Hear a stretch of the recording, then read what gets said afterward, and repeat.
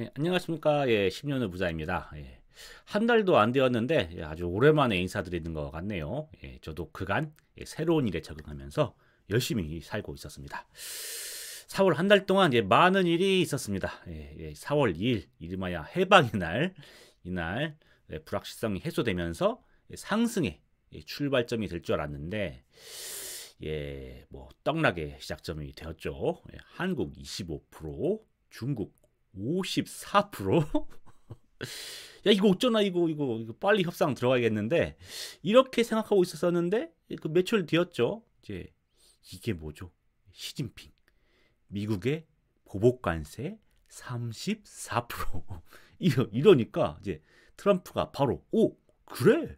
미국에 보복했어. 그래. 너, 추가 관세 50%.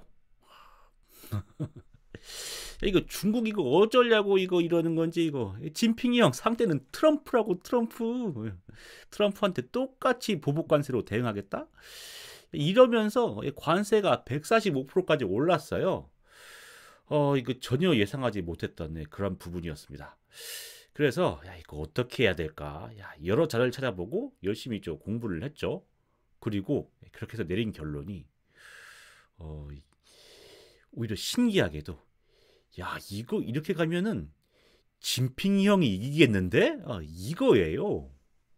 야 너 무슨 소리 하는 거야? 시진핑이 어떻게 이겨? 이거 10년 후보자 이거 어그로 끌라고 이제 무리수 두네. 이거 조회수 그렇게 중요하냐 임마? 뭐 이렇게 뭐 대응할 수도 있겠는데 제 얘기 좀만 들어주시면 왜 그렇게 생각하는지 내용을 전달 드릴 테니 그냥 편히 한번 이야기를 들어봐 주시면 감사하겠습니다. 그러면은 바로 시작하도록 하겠습니다.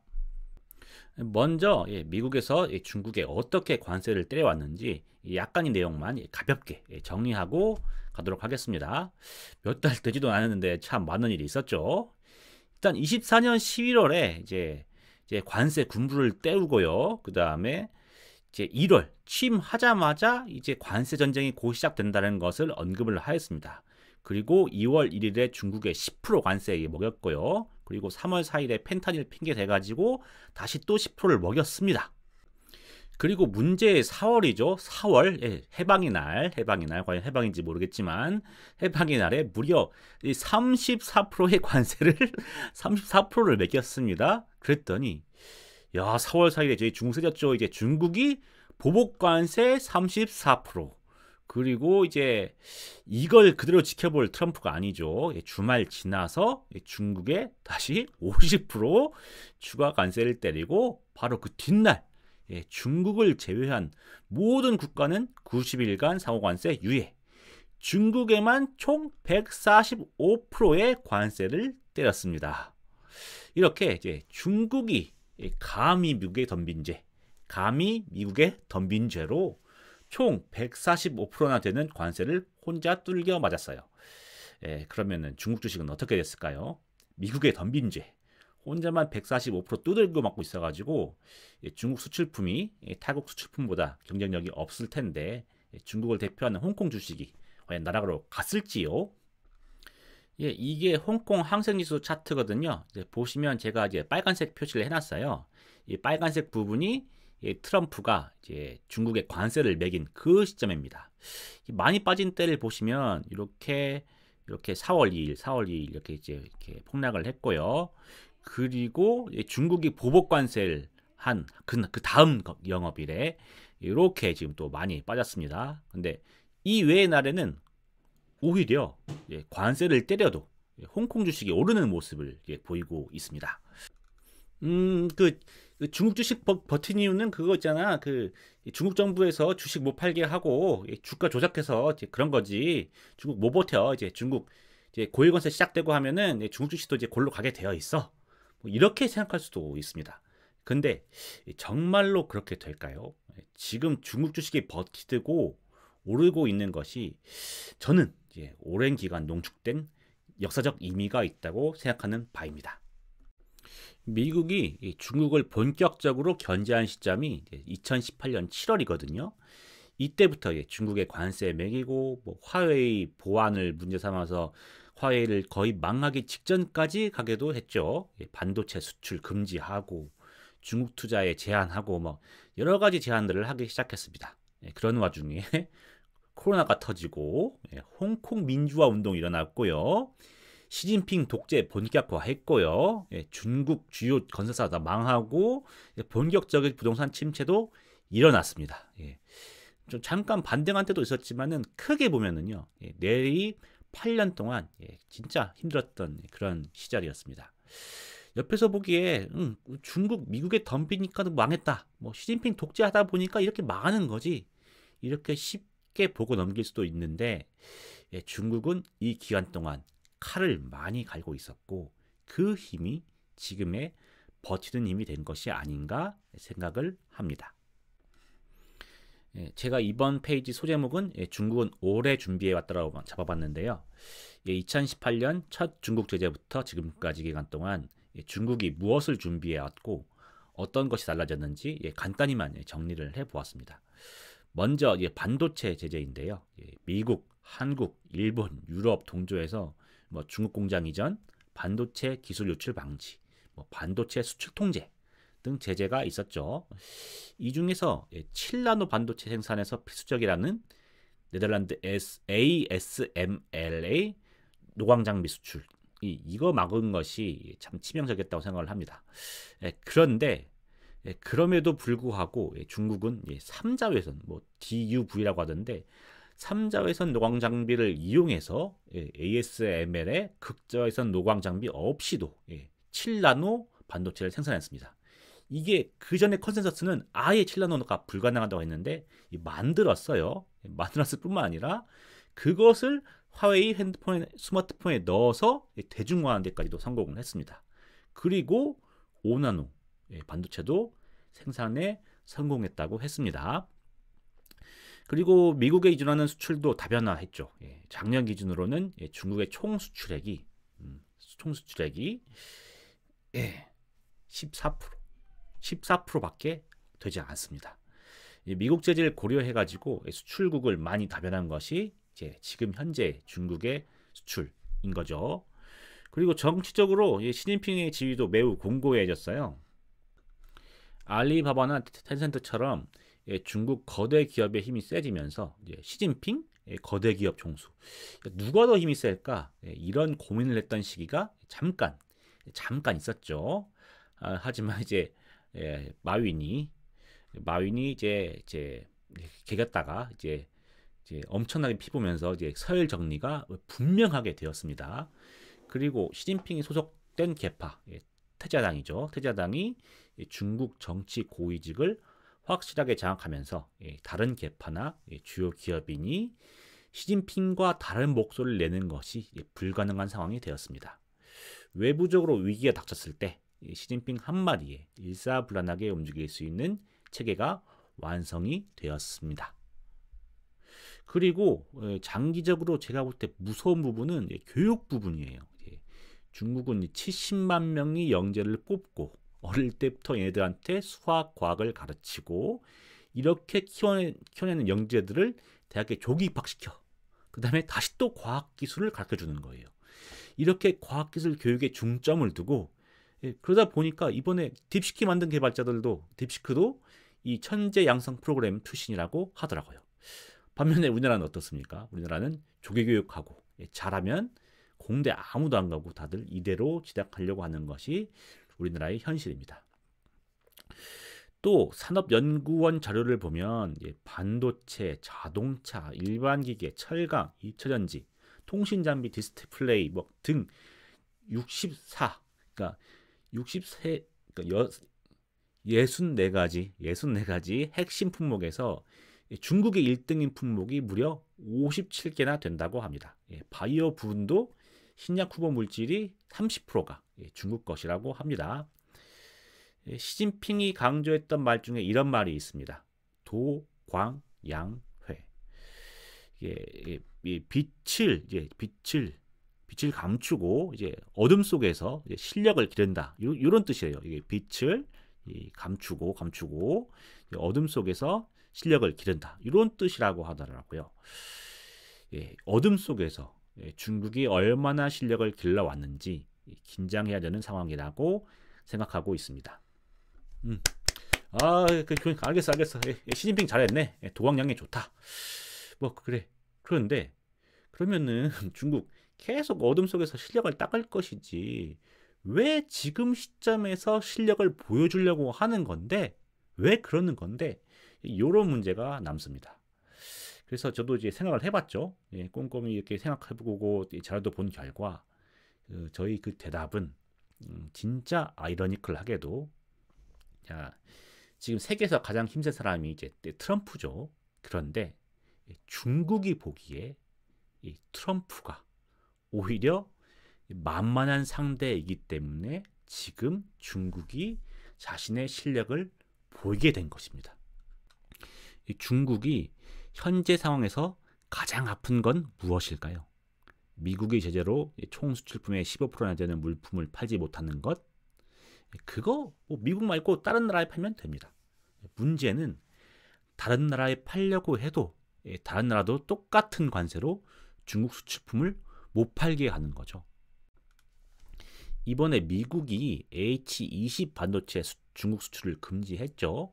뭐 그건 뭐 사양이 낮은 반도체라 큰 타격이 없고 중국 자체에서 유사 등급의 반도체를 만들 수 있지만 바이든 정부에서 그랬던 것처럼 한국, 일본, 대만, 네덜란드, EU에서 반도체 관련 장비들까지 수출을 금지시키면 어떻게 될까요? 이거는 분명히 타격이 있을 것입니다.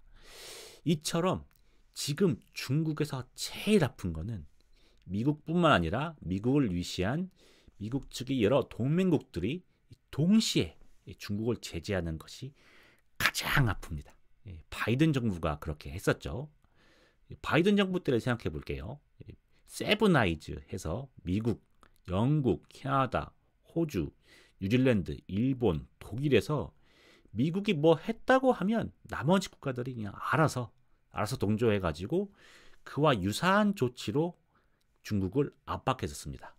중국 공장 이전, 중국 투자 제한, 수출 제한, 뭐 한 예로 2020년 10월에 이제 중국에서 호주의 석탄 수입을 제한했었거든요. 마치 호주가 자기 일처럼 중국이랑 엄청 싸우면서 중국을 압박하니까 이제 중국에서 다시 반격 차원에서 석탄을 수입 금지한 건데 그때 나머지 세븐 아이즈의 국가들의 호주의 석탄을 받아주면서 정작 호주는 수출 피해를 최소화했고 중국이 오히려 에너지 공급이 부족해가지고 타격을 받는 사건이 그때 있었습니다.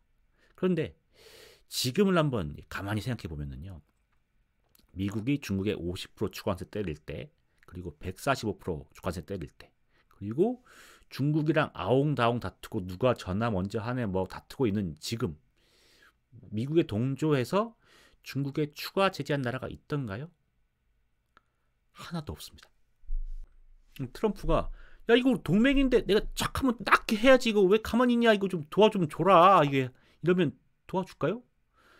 야 네가 동맹국이 오히려 미국 이용해 먹었다며. 야 방위비 분담과 무역에서 동맹국들이 오히려 미국을 공정하게 대우하지 않는 적이라고 했잖아. 적이라고 표현해놓고 무슨 소리 하는 거야 지금. 됐고 중국 제재 협력 필요하면 그에 걸맞는 대가를 나에게 지불해. 이것이 미국을 제외한 모든 국가의 기본 스탠스가 된 상황입니다. 그럼 트럼프가 90일 연장된 관세 협상을 하면서 관세를 완화해주는 대가로 대신 중국 제재에 협력해달라는 내용을 협상 테이블에 올릴 수 있을까요? 그 가능성은 두 가지 이유에서 낮다고 생각합니다. 첫 번째, 미국은 미국의 이익을 중요시 여겨서 미국의 이익을 포기하면서까지 중국을 견제하는 방안에 대해서 회의적인 시각을 가지고 있습니다. 두 번째, 중국이 너무 커져서 중국을 제재하는 데 협력한다는 그 대가의 가격이 매우 비싸졌습니다. 미국의 상대국들이 중국 제재 협력을 협의안에 포함시키는 것에 대해서 이거를 안건으로 가져올 수 있을까요? 그리고 그걸 포함시킨다고 하더라도 미국이 그러면은 그걸 포함하기 위해서 많은 것을 양보해야 되는 그런 상황입니다. 그렇기 때문에 결론을 내리자면은 중국은 미국과 그 외 동맹국들이 연대해서 중국을 제재하는 것이 가장 아프고 이를 경계한다.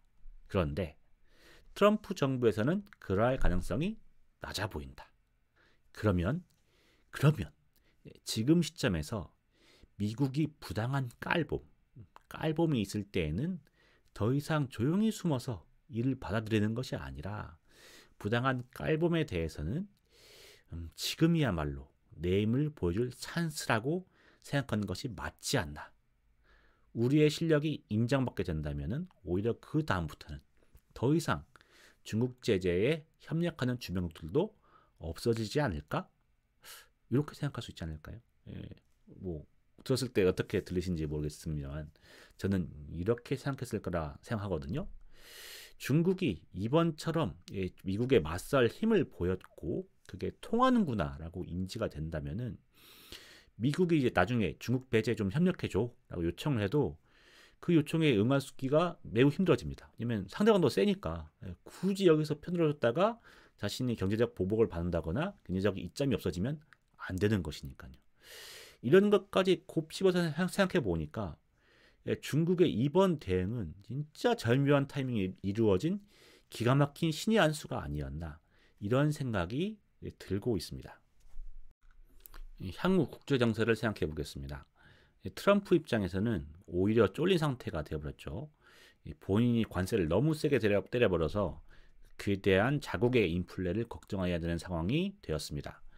그래서 본인이 때린 고율 관세를 일부 낮춰서 인플레 가능성을 줄이고 유화적인 제스처로 중국을 협상 테이블로 끌어내려고 하고 있습니다. 중국도 자신의 실력을 어느 정도 드러낼 뿐 지금 상황에서 미국과 맞대거나 싸울 생각은 하지 않을 거예요. 뭐 나 이 정도 실력 있어. 나 쉽게 보지 말아줘. 이제 나 예전이 나가 아니야. 요 정도지. 야, 이제부터 내가 학교 짱이야. 뭐 이건 아닌 상황인 거죠. 그래서 결국엔 협의가 진행되고 미국, 중국 2단계 협정이 완료가 될 거라고 보고 있습니다. 그러면 세계에서는 더 이상 중국을 깔보지 못하고 다시 보게 될 것이고 8년 동안 지속된 중국 제재에 의한 디스카운트에서 벗어나서 제대로 된 평가를 받을 때가 올 것이라고 저는 생각하고 있습니다. 반면 이게 쉬운 협의는 또 아니잖아요. 그래서 협의가 오래 지연될 수 있고 그 사이에 뭐 미국 정부에서 중국이 아플 만한 어떤 다른 방법을 찾아서 공격할 수도 있겠죠. 그리고 15% 수출 감소 부분은 확실히 중국에도 아픈 부분이라서 중국에도 타격이 갈 수 있습니다. 근데 이 경우에는 제가 중국은 오래 준비해왔다고 얘기할 때 말씀드렸듯이 부양책이 남아있어요. 정부 부양책이 발표되는 순간 또 주가가 반등할 것이라고 생각하고 있습니다. 마지막으로 차트 2개만 보여드리도록 하겠습니다. 이게 바이든 정부 시절의 홍콩 항생지수 차트이거든요. 미국을 위시한 여러 동맹 국가들이 제재 때문에 바이든 정부 내내 홍콩 항생지수가 이렇게 힘든 모습을 보여왔었습니다. 반면 요거는 이제 트럼프 1기 시절의 항생지수 차트거든요. 코로나라는 특수한 사정이 있어가지고 요 때를 제외하고 보면요. 미국 갈등이 시작되고 끝날 때까지는 옆걸음하는 모습을 보이긴 했어요. 그런데 이제 지금 현재 트럼프는 1기 때보다 오히려 시간이 없으니까 1기 때보다는 짧게 이 기간이 끝날 것이라고 보고 있거든요. 그러면 이 미중 갈등이 없었던 이 앞의 시기를 보면 이제 이렇게 우상향하는 모습을 보이는데 저는 이번 트럼프 2기 때 중국, 홍콩 지수의 흐름이 이렇게 우상향하는 모습으로 나타나지 않을까 기대를 하고 있습니다. 그래서 트럼프가 이런 정책 저런 정책을 하면서 중국을 흔들고 그래서 중국이 빠질 때마다 조금씩 이제 중국 ETF, 홍콩 ETF를 사모으고 있거든요. 그래서 이제 홍콩 ETF에서 K앱이 제일 좋을 거라고 생각하고 이 K앱을 조금씩 모아가고 있습니다. 오늘은 미국, 중국 관세 전쟁에서 왜 시진핑이 이기는지에 대해서 제 생각을 말씀드렸습니다. 제 생각이 이제 여러분이 투자에 도움이 됐으면 하는 그런 바람입니다. 도움이 조금이라도 되셨으면 초보 유튜버에게 구독과 좋아요로 응원을 해주시면 더 열심히 해서 다음에 더 나은 영상을 준비할 수 있도록 하겠습니다. 10년 후 부자 채널은 이제 단기간에 큰 이익을 노리는 테마주, 트레이딩 이런 거 없이 긴 안목에서 장기 투자하면 10년이란 시간 후에는 충분히 부자가 될 수 있다. 이를 실제로 진행하면서 증명하는 프로젝트 채널입니다. 그래서 매주 게시글을 통해서 한 주간의 투자와 수익, 전망 등을 공개하고 있지요. 그래서 제 채널을 보시는 분들에게 이제 많은 도움이 되었으면 하는 바람입니다. 그러면 다음 주에 더 좋은 영상으로 인사를 드릴 수 있도록 하겠습니다. 그러면 시청해 주셔서 감사합니다.